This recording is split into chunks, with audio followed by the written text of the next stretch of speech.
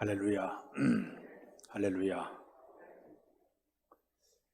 이 세상을 살아가는 사람들 가운데 가장 아름답고 멋진 사람들이 어떤 사람일까요? 여러 종류의 사람들이 많이 있겠지만은 그 가운데 가장 멋지고 아름다운 사람을 꼽으라 그러면 자기의 주어진 일을 최선을 다하는 사람이 가장 아름답고 멋진 사람입니다. 자기의 주어진 어떤 일이라도 최선을 다하고 열정을 다하는 그 모습이 가장 아름답고 멋진 그런 사람이에요. 얼마 전에 저 일본의 도쿄에서 올림픽이 끝났습니다. 우리나라는 금메달을 6개를 따서 전체 16위 정도 할 정도로 대단히 이제 좋은 성적을 거두게 되었습니다. 근데 금메달 6개 가운데 3개를 딴 사람이 있어요. 이 양궁의 안산이라는 선수는 금메달을 3개 반을 땄습니다. 대단히 인기를 많이 끌고 사람들이 박수와 환호를 많이 쳤던 그런 선수입니다. 근데 근본 올림픽에서 아주 특이한 점이 하나가 있습니다. 옛날에는 금메달, 은메달, 동메달 따게 되면 차를 타고 막 카포에도 버리고 막 꽃수술 날리고 야단법석 했는데 코로나 때문에 그런 것도 하지 않았지만은 이번 경기에 독특한 게 하나가 있는데 메달을 따지 못했지만 4등을 했음에도 불구하고 사람들에게 인기를 받은 사람이 있습니다. 이 높이뛰기 선수 가운데 우상혁이라는 선수가 있습니다. 이 선수가 2m 35m를 뛰어넘어서 한국 신기록을 거뒀어요. 근데 이 선수는 이 발이 짝발입니다. 이 짝발을 극복하기 위해서 열심히 노력하다가 높이뛰기를 해서 이 세계 4위 정도를 그렇게 하게 되니까 사람들에게 그가 그를 막 박수를 쳐줬습니다. 그는 경기할 때 모습을 보니까 즐기는 모습이에요. 그리고 끝마친 다음 미소를 잃지 그 모습에 사람들이 환호를 하고 박수 치면서 대단한 선수라고 칭찬을 하게 되었습니다. 우리나라의 여자 배구 선수가 4등을 했습니다. 근데 사람들이 박수를 쳐요. 메달을 따지 못했지만 그 혹독한 준비 과정, 그 선수들의 최선을 다하는 그 모습 때문에 우리나라 모든 사람들이 박수를 치면서 환호했던 그런 기억이 있습니다. 자, 어떤 일에 대해서 최선을 다하는 모습, 열정을 다하는 모습이 그렇게 아름다운 모습이에요. 그런데 반면에 경기하다가 사람들에게 면박을 당한 사람이 있습니다. 야구 경기를 하는데 지금 긴박한 야구 경기가 이루어지고 있는데 경기에 집중을 안 하고 껌을 질겅질겅 쓰면서 멍을 때리던 선수 하나 있었어요. 지금 선수들은 열심히 뛰었는데 혼자 멍을 때리고서 가만히 딴 데를 쳐다보고 껌을 질겅질겅 씹다가 사람들이 그 사람들에게 막 야단못했지 않습니까? 비난했어요. 선수가 지금 중요한 자세는 최선을 다해야지, 열을 품어야지, 할 수 있는 상황임에 불구하고 이렇게 딴 생각하고 있는 그 모습 때문에 언론에서 얼마나 많이 비판을 많이 했는지 몰라요. 여러분이 살아가면서 자기의 주어진 일을 최선을 다하고 열정을 다하는 모습은 대단히 아름다운 모습입니다. 마태복음 25장에 보게 되면 우리 예수님의 비유 가운데 달란트 비유가 있습니다. 한 그 주인이 자기 종들을 다 불러 모아놓고 한 사람은 5달란트를 맡기고 한 사람은 2달란트를 맡기고 한 사람은 1달란트를 맡겼어요. 먼 타국에서 일을 하다가 갑자기 중간에 일이 다 맞춰서 그가 이제 도착을 했습니다. 도착한 다음에 종들을 다 모아놓고 그동안 내가 없는 동안에 일한 것을 결산하게 되었습니다. 이 5달러도 2달러 가진 사람은 주인이 없는 동안에도 열심히 부지런히 일을 잘해서 배나 남겼어요. 근데 이 주인이 칭찬합니다. 잘했다. 충성된 조가 내가 적은 일에 충성할 수 있는 내가 너에게 더 큰 일을 맡기리라 엄청난 칭찬을 하게 됩니다. 근데 문제는 이 1달란트 간 사람의 문제예요. 주인이 떠나자마자 그걸 땅속에다 묻어놓고 빈들빈들 놀았어요. 그 주인이 들어와서 이제 결산하게 되니까 땅속에 묻어놓은 걸 갖다 꺼내놨어요. 이 주인이 얼마나 화가 납니까? 이 악하고 게으른 종아 있는 것을 뺏어가지고 다른 사람에게 줘버렸어요. 내쫓아버렸어요. 그런 바깥 어둠과 일을 가는 그런 슬픔의 사람이 되고 말았어요. 자기의 주어진 일을 최선을 다하지 못하고 이렇게 빈둥빈둥 놀다가 악하고 게으름종이 되는 그런 모습을 이야기하고 있어요. 전에 전 세계에 성공한 사람들을 150명을 뽑아서 그들이 성공한 비결을 논문을 써서 발표한 기억이 있습니다. 이 150명 가운데는 거기에 정치인도 들어가 있고 경제인도 들어가 있고 또 거기 학자도 들어가 있고 스포츠맨도 들어가 있고 또 음악가도 들어가 있고 목사도 들어가 있고 여러 종류의 사람들이 그 150명 속에 들어가 있습니다. 예를 들자면 이들은 각자가 성품이 다 달라요. 일하는 분야가 다 달라요. 생김새도 다 달라요. 살아온 삶의 배경이 다 다른 사람인데 이 150명의 사람들이 쭉 있는데, 예를 들자면 조지 패튼 같은 이런 사람은요, 제2차 세계대전의 전쟁 영웅입니다. 그의 모습을 보게 되면 키가 아주 크고 덩치도 큰 사람이에요. 성격도 우락부락한 그런 성품의 사람이었습니다. 반대로 인도 캘커타 그 맨발의 성녀던 마더 데레사 같은 경우는 키도 굉장히 작고 야들야들하고 성격도 그저 조용한 성품의 그런 사람이에요. 근데 이 두 사람이 정반대적인 성품임에도 불구하고 한 사람은 전쟁의 영웅으로, 한 사람은 예수 그리스도의 사랑을 가슴에 품고 저 빈민국에 들어가서 열심히 봉사한 이것 때문에 성공한 사람으로 그들이 일컬음을 받게 되었습니다. 자, 이 150명의 사람들 전부 종합을 해서 그들의 특성을 딱 뽑아냈습니다. 그랬더니 이들은 세 가지의 성품을 가지고 있었습니다. 모두가 다 첫 번째는 뭐냐면 남다른 소명의식이 대단히 강했습니다.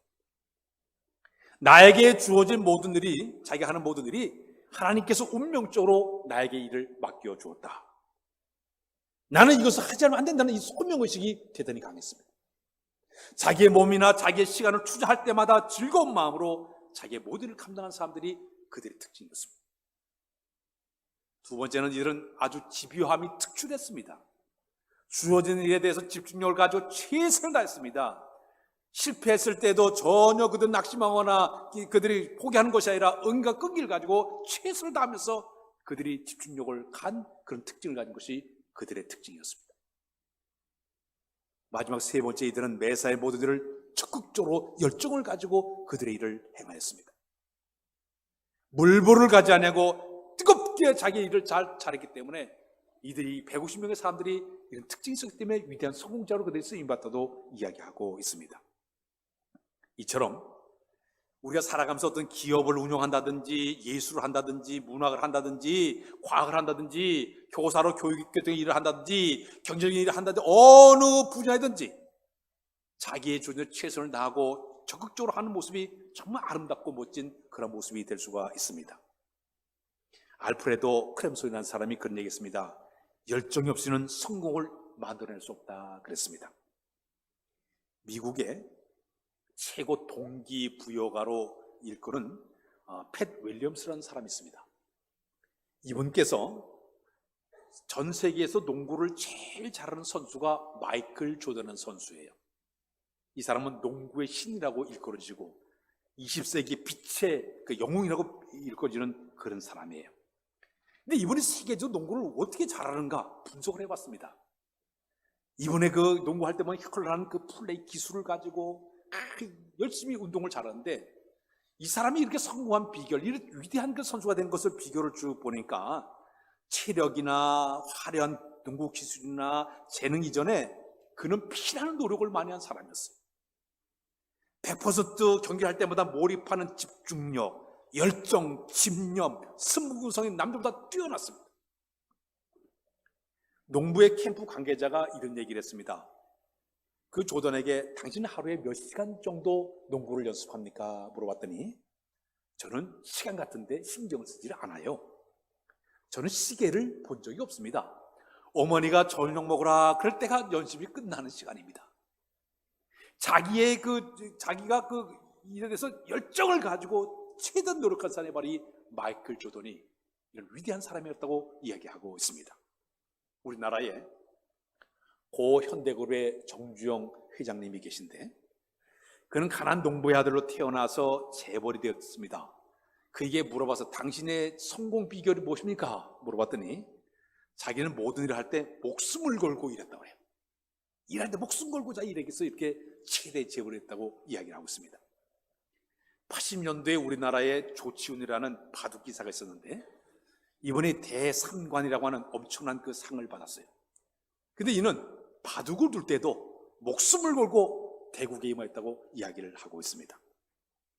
우리 한국 사람들은 성품이 대단히 열정이 많은 적극적인 성품 가진 민족이 우리 민족이에요. 대부분 전 세계적으로 볼 때 이 반도 지역, 삼면이 바다로 있는 이 섬 지역에 사는 민족이 대단히 파도를 보면서 살아든지 열정을 많이 가진 민족이 바로 우리나라의 민족의 모습이라고 볼 수가 있는데, 전에 우리나라에 2002년도에 월드컵이 열리지 않았습니까? 그때 외국인들이 우리나라 사람들 보고 깜짝 놀랐어요. 그 당시에 700만 되는 그 붉은 악마가 누가 뭐 나오라고 한 것도 아닌데 자진해가지고 막 밀려 나왔어요. 우리 교회도 저 구예배당일 때 2000년도에 교회에다가 크게 화면을 만들어놓고 그리고 TV를 방영하지 않습니까? 이기니까 우리 교회 청년 학생들이 북을 치고 나가서 야단불서 했어요. 자기가 붉은 섯을 사입고 나와가지고 응원을 하고 기뻐서 잠을 자고 열심히 목이 터져 응원하는 이 집작, 단결된 그 모습 보고 외국인들이 깜짝 놀랐다고 그렇게 이야기를 하고 있습니다. 참 우리나라 사람들이 대단히 열정과 적극적인 민족이 바로 우리 민족이에요. 성경을 보게 되면 이 열심에 관한 이야기들이 성경의 곳곳에 많이 나와 있습니다. 첫 번째는 로마서 11장 11절 우리 다 같이 읽읍시다. 시작. 부지런하여 게으르지 말고 열심을 품고 주를 섬기라. 베드로서 3장 13절에 보게 되면 시작. 또 너희가 열심으로 선을 행하면 누가 너희를 해하리요. 마태복음 11장 12절에 그런 말씀 시작. 세례 요한 때부터 지금까지 천국은 침노를 당하나니 침노한 자가 빼앗느니라. 오늘 본문에도 고린도후서 11장 2절 시작. 내가 하나님의 열심으로 너희를 위하여 열심을 내노니 내가 너희를 정결한 처녀로 한 남편인 것을 깨뜨리려고 중매하였다. 그러나 나는 또 성경도 있습니다. 요한계시록 3장 19절 시작. 물은 내가 살한 자를 책망하고 징계하노니 그러므로 내가 열심을 내라 회개하라. 성경에 보니까 열심 그런 단어가 상당히 많이 나와요. 존 칼빈이 그런 얘기했습니다. 신앙생활은 첫째도 열심이요, 둘째도 열심이요, 셋째도 열심이라 그랬습니다. 열심이 뭘까요? 이 열심이라는 말은 원래 그 단어가 엔데오스라는 말을 쓰고 있습니다. 이 엔데오스라는 이 말은 그 어디에 말에 파생되는 건 하나님 안에 있다는 뜻이에요. 하나님 안에, 하나님이 그 안에 성령께서 들어가기만 하면 그는 열심히 살아갈 수밖에 없다는 얘기예요. 하나님의 거룩한 영이 그 안에 강하게 그 속에 임재하시게 되면 저절로 열심히 나오게 된다는 이야기입니다. 우리가 신앙생활하면서 하나님의 거룩한 영이 우리 마음에 작동해서 성령 충만하게 되면 나타나는 현상들이 많이 있습니다. 영적 기쁨이 있고 영적 평안함이 있고 순종할 수가 있고 은사를 발휘할 수 있고 마지막에 열정 품고 주를 섬겨나갈 수 있도록 우리 마음을 성령께서 다스려주게 되는 것이에요. 성경에 보게 되면 성령님을 불로 상징하지 않습니까? 저 호렙산 모세가 하나님을 여호와를 처음 만났을 때 호렙산 가장 불꽃 가운데서 그 여호와를 만나지 않았습니까? 엘리야가 저 갈멜산에서 제단을 쌓을 때 하늘로 불이 내려와서 제단의 불을 그 모든 재물을 다 불살라지지 않았습니까? 오순절 마가다 성도들이 기도할 때 그곳에 성령의 불이 강하게 임하게 되니까 그들이 막 방언하기 시작했어요. 뜨거운 열정 가지고 나가서 막 복음 전하니까 하루에 3,000명 돼서 예수 믿는 뜨거운 역사가 나타나지 않았습니까? 오늘도 주의 거룩한 영이 우리 가운데 강하게 임하게 되면 우리 열정적인 사람으로 바뀌어지게 될 줄로 믿습니다. 초대교회가 얼마나 활동적이냐면 사회술에 취한 사람들 모습처럼 아주 그들이 열정을 가지고 적극적으로 복음을 증거했던 초대교회 성도들의 모습을 보게 됩니다. 성경에 나오는 모든 하나님의 사람들을 다 보게 되면 성령의 사람들의 모습을 보게 되면 그들이 대단한 열정과 열의가 적극적인 사람들로 그들의 모습이 나오고 있어요. 다 해보십시오. 얼마나 열정적인 사람입니까? 하나님을 사랑할 때 뜨겁게 사랑했던 그런 사람이었습니다. 모세를 보십시오. 120세까지 하나님께 부름받아 주의 일을 감당할 때 그의 나이가 120세가 되었음에도 불구하고 그 눈이 흐려지지 아니하고 기력이 쇠하지 아니했다. 정열적으로 사명을 잘 감당하지 않았습니까? 사도 바울의 열심을 보게 되면요, 성령께서 그의 마음을 강하게 역사하게 되니까 그는 소아시아와 유럽 지방을 다니면서 복음을 전하는데 미친 개처럼 다니면서 주의 복음을 전하지 않았습니까? 오늘 아침에도 주영이 여러분들의 마음에 작동할 때, 역사할 때 우리 열정적인 사람으로 바뀌어지게 될 줄로 믿습니다. 그렇다면 믿음 안에서 열정을 품고 사는 사람들은 특징들이 있습니다. 오늘 아침은 세 종류의 특징을 소개하려고 합니다. 하나님의 거룩한 영이 우리 마음을 지배하사 우리가 하나님의 사람으로 열심히 품게 되면 첫 번째는 어떤 모습이냐? 사명감에 불타도록 만들어 주십니다. 따라서 할까요? 사명감에 불타게 하신다.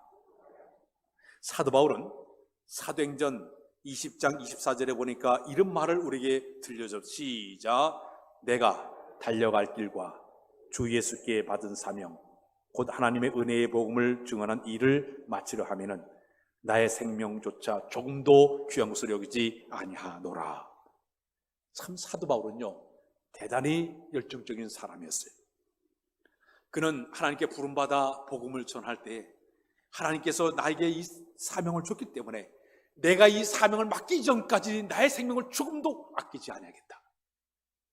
에베소 교회의 모든 성도와 장로들에게 나는 지금 저 예루살렘에서 지금 나가 매임과 죽음이 기다려도 나는 주의 복음을 증거하는 이 삶을 감당하는 일은 내 생명을 조금도 난 아까워하지 않겠다고 이야기를 하고 있습니다.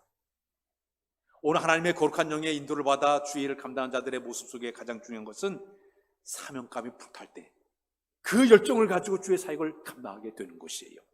사명이 뭘까요? 불일사 목숨명이죠. 목숨을 걸고라도 심부름꾼의 사명을 다하는 것이 바로 사명자들의 모습이에요. 고린도후서의 5장 13절에 보니까 이런 말씀이 있어요. 시작. 우리가 만일 미쳤어도 하나님을 위한 것이요 만일 정신이 온전하여도 너희를 위한 것이니. 사도 바울은 예수께 미친 사람이에요. 복음을 전파하는 일에 미친 사람이에요. 위대한 선교 신학자들이 사도 바울을 그렇게 얘기했습니다. 사도 바울은 복음을 들고 미친 개처럼 다니면서 복음을 전했다고 얘기하고 있습니다. 오늘도 하나님의 거룩한 영이 우리 마음을 지배하사 우리 마음의 열정을 품게 하는 미친 개처럼 주의 복음을, 주의 삶을 감당하는 열정적인 사람으로 바뀌어지게 될 줄로 믿습니다. 미국의 토크의 여왕이었던 오프라 윈프리라는 사람이 자서전을 내놨습니다. 이것이 사명이다. 그런 그 책을 내놨는데 그곳에 보게 되면 네 가지 사명자의 모습을 얘기했습니다. 남보다 더 가졌다는 것은 축복이 아니라 사명이다. 내가 남들보다 물질을 많이 가졌다든지 내가 남들보다 재능이 있다든지 건강이 있다든지 남들보다 더 많이 가지고 축복이 아니라 이것을 이웃을 쓰라고 준 하나님의 사명으로 깨달았어요. 내가 가진 것을 남에게 나눠주는 이 사명자로 사명을 하기 위해서 하나님께 나에게 주신 것이라고 생각을 하라고 했습니다. 두 번째는 남보다 더 아파하는 것은 고통이 아니라 사명이다. 남들보다 저 고통당하는 자들을 바라볼 때마다 내 마음이 아픈 것은 이것은 내 고통이 아니라 이것은 사명이에요. 그를 도와주는 하나님의 명령이에요. 그래서 내가 아파하는 것 이 자체가 바로 사명이라고 깨달았습니다. 세 번째는 남보다 더 가슴이 설레는 것은 망상이 아니라 사명이다. 제가 2부 때도 그런 설교했는데 오늘 예배당에 나올 때 어떤 마음을 가지고 예배당에 나왔습니까? 주일날 예배를 드리면서 주일날 교회 안 가지 찝찝하니까 교회는 가야지. 얼결에 교회에 나왔습니까? 그런 어떤 사람은 예배당 올 때 설레는 마음으로 오는 분이 있어요. 내가 거룩하신, 내가 제일 사랑하는 주님을 만나러 오는 이 마음에 설레는 마음, 애인을 만나는 그런 마음을 가지고 오는 사람, 또 내가 주어진 어떤 위치에서 사명을 감당할 때마다 설레는 마음을 가지고 그 마음을 감당하는 모습, 사명자일 때 가능한 줄로 믿습니다. 네 번째는 뭐라고 얘기했는가 하면 남보다 더 부담을 갖는 것은 사명이다 그랬습니다. 어떤 일이 주어질 때마다 이 부담감을 갖는 거예요. 이것은 바로 사명이에요. 사명자들은 부담, 그러나 사명이 없는 사람은 부담이 없어요. 자기 홀로 그냥 살아가는 이기적인 마음을 갈 수밖에 없을 것입니다. 같은 시간에 같은 일이 주어져 어떤 사람은 부담을 가지고 일하는 사람이 있는 반면에 어떤 사람 이 핑계 저 핑계 대고요, 냉담한 반을 가지고 게으른 거 나타내는 이런 사람들이 얼마나 많이 있습니까? 진정한 사명자는 하나님께 주신 열정을 품고 성령의 다스림 속에서 기쁨으로 감사로 주의 사역을 감당한 자들의 모습이 되어야 될 줄로 믿습니다. 사람이 나이가 들게 되면 이런 태도가 나타난다고 그래요. 첫 번째는 변하는 자체를 싫어한대요. 그저 옛날의 생각, 옛날의 태도, 옛날의 습관을 그대로 갖기를 원하지 변하기 싫어하는 것이 나이가 될 때 나타나는 현상이라고 그래요. 두 번째는 사소한 것을 짐으로 생각한다고 합니다. 작은 것도 큰 것으로 확대해서 자꾸 생각하다 보니까 무거운 짐으로 생각하면서 아무것도 하지 못하는 이런 일이 벌어진다고 그래요. 세 번째는 모험성도 없고 두려움과 염려가 앞서다 보니까 아무것도 도전하지 못하는 일이 벌어지게 된다. 도전 정신이 사라지게 된다고 그래요. 네 번째는 옛날 과거 일에 집착을 해서 옛날에 있었던 것을 자랑하고 옛날의 영화스러운 일을 자랑하고 자꾸 옛날로 젊은 사람들이 라떼는 말이야 라떼 커피를 얘기했죠. 사람들이 그렇게 옛날을 과거에 집착하는 것이 나이가 될 때 나타나는 현상이라고 얘기해요. 그리고 마지막에는 변화는 싫고 현실에 안주하기 어려운 것이 나이가 될 때 나타나는 모습이라고 얘기합니다. 그러나 성령 안에서 주어진 사람들의 모습은 달라요. 우리가 성경을 보게 되면 아브라함의 하나님께서 그에게 미션을 주지 않습니까? 사명을 주면서 그가 나이가 75세였습니다. 그때 아브라함에게 준 명령이 내 고향과 친척과 아비집을 떠나서 내가 너의 볼 땅을 향해 가라! 미지를 향해서 가라! 명령을 내리고 있습니다. 그때 아브라함은 그 하나님 명령 따라서 갈 곳을 알지 못하면서도 새로운 미지 땅을 향해서 그가 출발하지 않습니까? 하나님이 함께 하시면 굳게 믿고 믿음을 가지고 적극적인 마음을 가지고 출발한 사람이 바로 아브라함이에요. 자기 조카로가 헤어졌습니다. 조카로서는 풍부한 곳을 향해 출발하고 자기는 저 황량한 척박한 그런 그 헤브론 쪽을 향해 나갈 때 그런 마음속에 두려움이 있었습니다. 그때 하나님께서 아브라함에게 이런 얘기했습니다. 아브라함아, 내가 눈을 들어서 동서남북을 바라보라. 내가 보이는 모든 땅을 너에게 주겠노라. 네가 종으로 행으로 행하여보라. 밟는 모든 땅을 내가 너에게 주겠다. 계속 하나님은요, 나이가 많이 들었어도 끊임없이 아브라함에게 계속 요구하고 있습니다. 너는 적극적인 마음으로 열정을 품고 나와 함께 했을 굳게 믿고 믿음으로 행하라. 계속 요구를 하고 있습니다.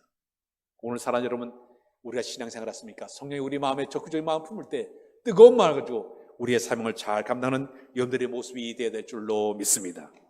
두 번째, 우리에게 필요한 게 있습니다. 하나님의 거룩한 영이 우리 마음속에 임재하시고 열정을 품게 되면 감사하는 마음으로 주의 일을 감당하게 될 줄로 믿습니다. 다섯, 감사함으로 주의 일을 행한다. 우리가 하나님의 거룩한 일을 감당할 때 여러분 어떤 마음을 가지고 주의 거룩한 일을 감당하고 있습니까? 하나님의 써주심에 대한 감사, 전하고 무능한 나에게도 귀중한 직분을 맡기셨다.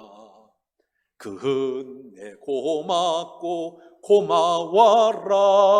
이 생명 바쳐서 충성하리. 고린도전서 15장 9절 10절에 보면 이런 말씀이 있어요. 우리가 읽어보자. 시작. 나는 사도 중에 가장 작은 자라. 나는 하나님의 교회를 박해하였으므로 사도라 칭을 받기를 감당하지 못할 자니라.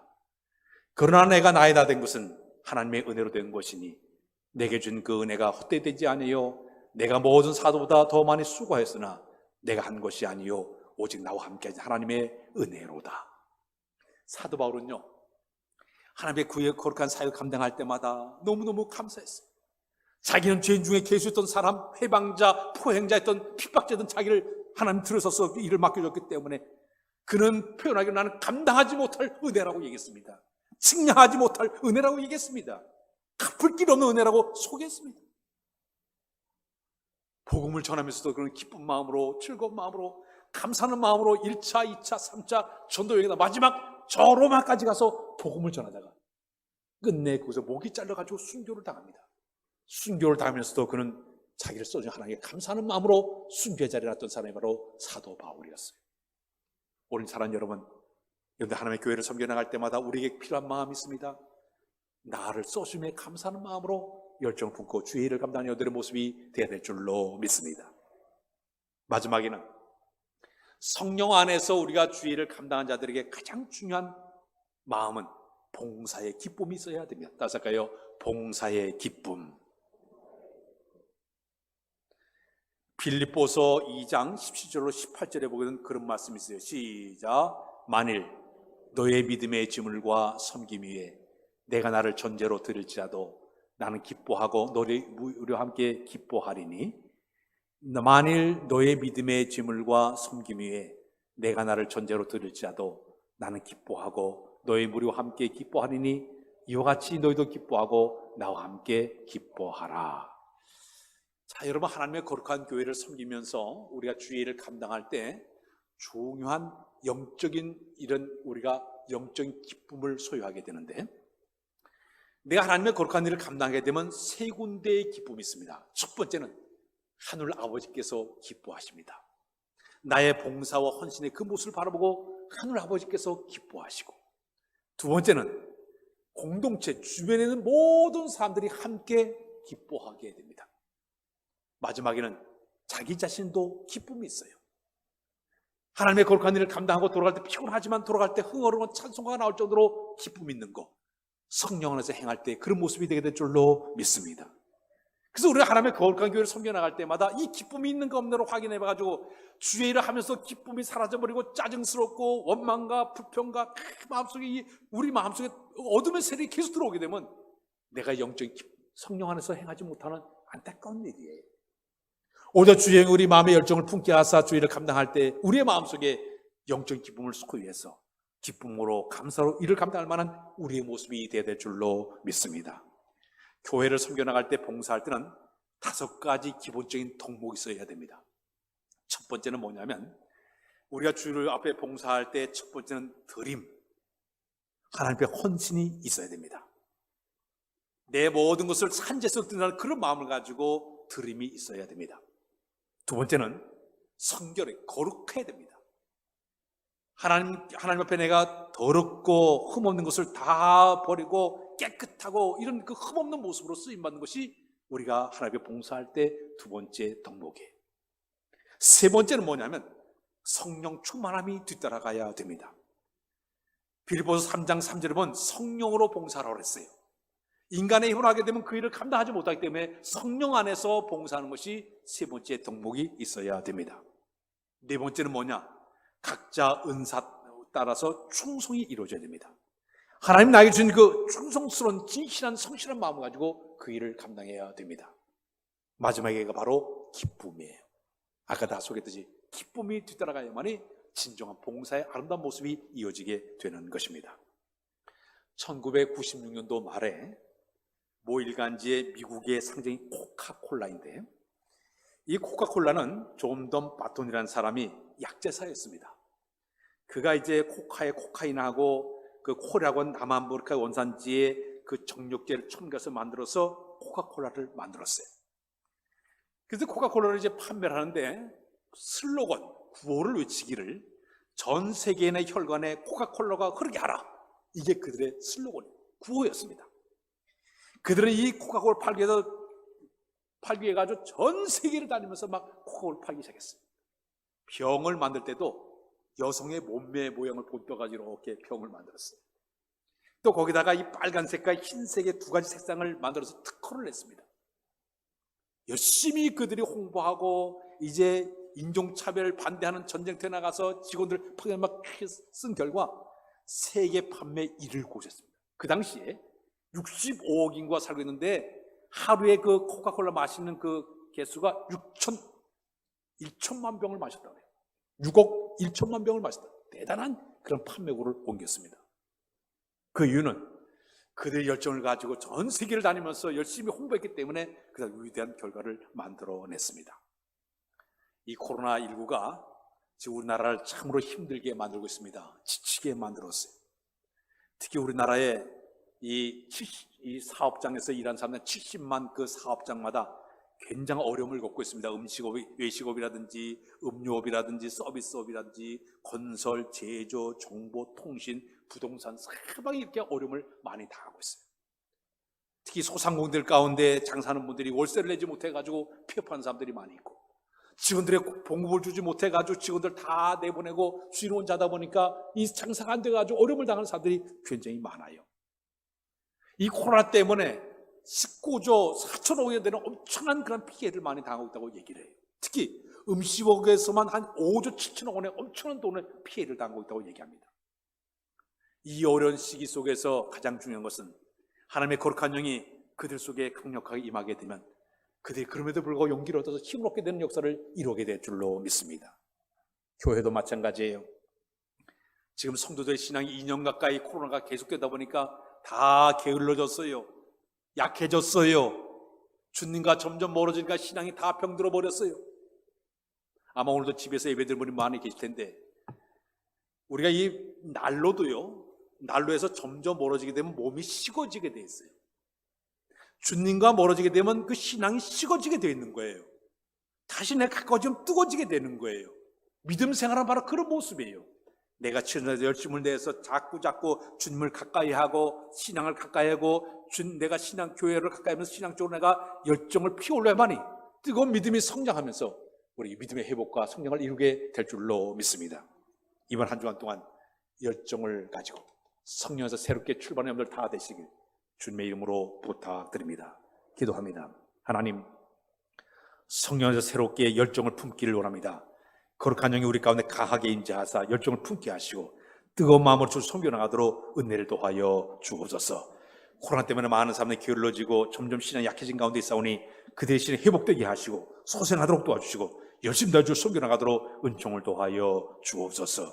믿사오며 예수 그리스도의 이름으로 기도하옵나이다. 아멘.